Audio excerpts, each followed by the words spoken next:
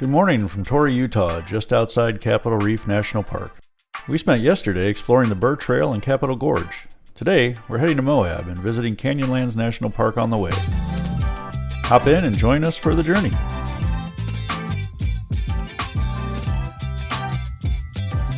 We're setting out today from the Broken Spur Inn, where we stayed last night. They offer 2 ChargePoint Level 2 chargers that allowed us to charge the Tesla's battery from 23% to our limit of 90% with no problems at all last night. Before we get started in the direction of Moab, we're going to backtrack a bit through Torrey to see if we missed anything interesting. This was recorded in mid-April of 2024, so some places were still closed for the season at this time.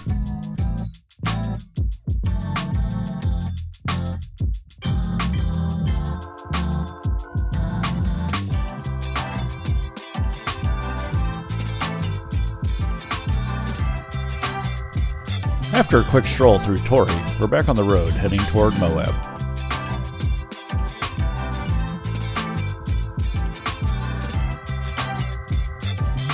We do get to do one more pass through the center of Capitol Reef on Utah 24.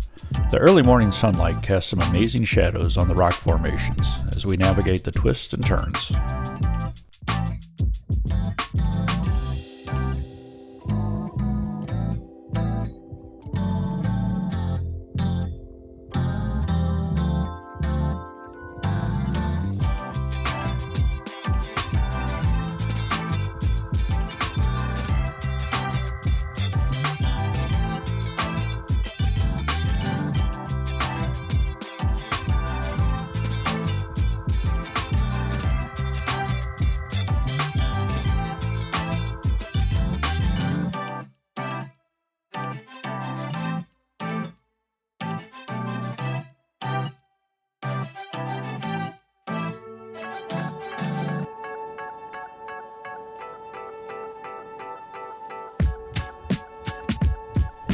The landscape continues to change as we get closer to Hanksville, Utah.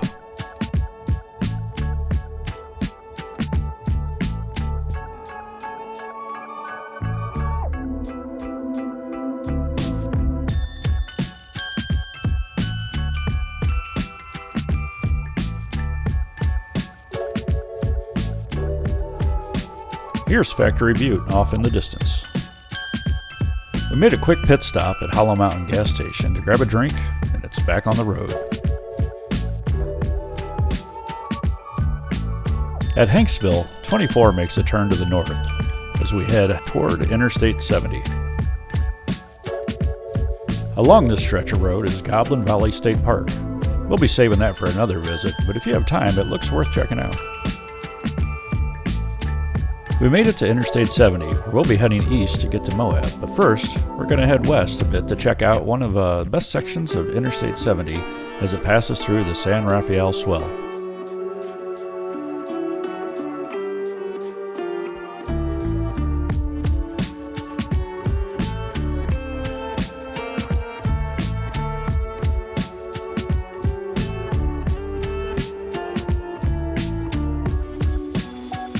After turning around at the next exit, we now get to check out the area heading east.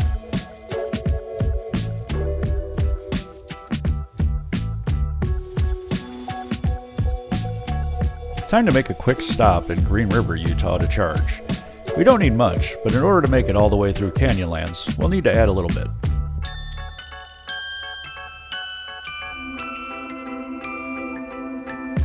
The Supercharger in Green River is an older version too, and one that I've visited before, so fortunately I'm familiar with the area and other options in case I need them.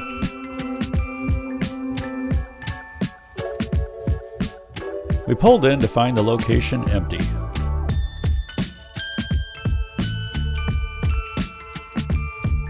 The first charger I backed into had a pin missing on the handle and was non-functional, so I needed to move the car.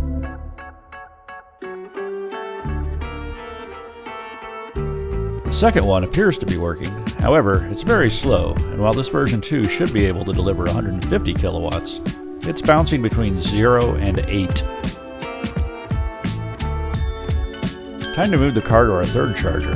After plugging in and waiting for it to start charging, we're seeing similar performance issues.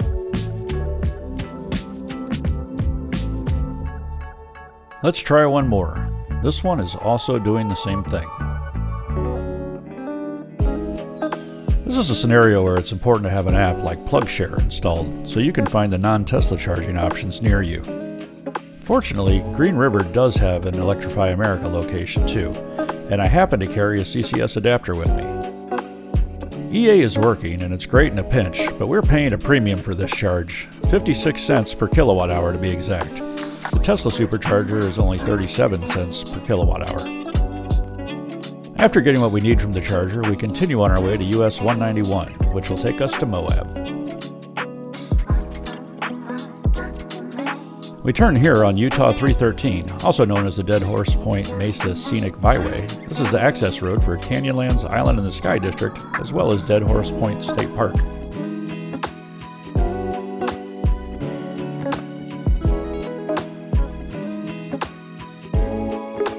We'll make a quick pit stop to check out the Monitor and Merrimack viewpoint.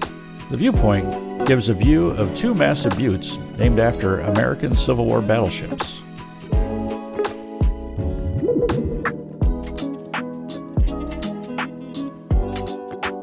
We made it to Canyonlands, and it's time for the obligatory sign picture and a quick stop by the Visitor Center.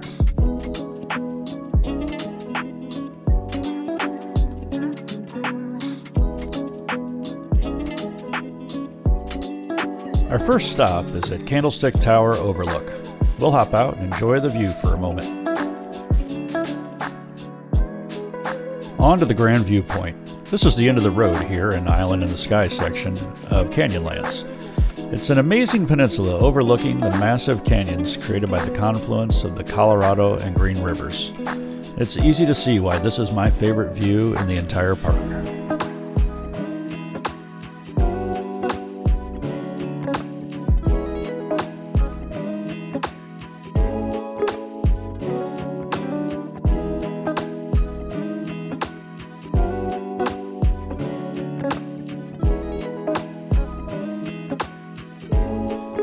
For our last stop today, we're going to take the short hike to Mesa Arch.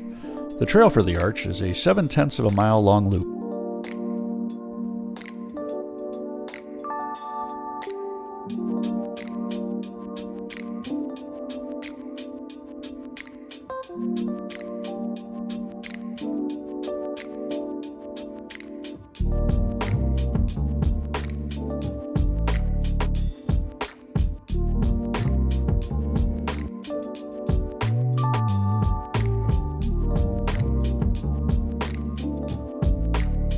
The arch is very popular and can be hard to get the photo you want, so you need to be creative. As you can see, sometimes the framing is very important.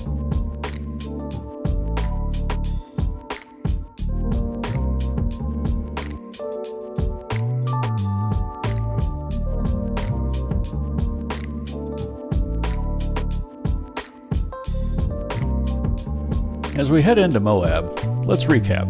Today we traveled 285 miles. We stopped once to charge in Green River. The actual charging time only took 8 minutes. We arrived in Moab with 14% left in our battery, and after grabbing dinner, we hit the Moab Supercharger to charge back up to 90%. That charge took 36 minutes. What an amazing day exploring the stunning landscapes of Canyonlands. Tomorrow, we'll dive into the beauty of Arches National Park, but that'll have to wait for the next episode. So please take a moment to subscribe and hit the bell icon so you can be notified when that video goes live. Thanks for coming along on today's adventure.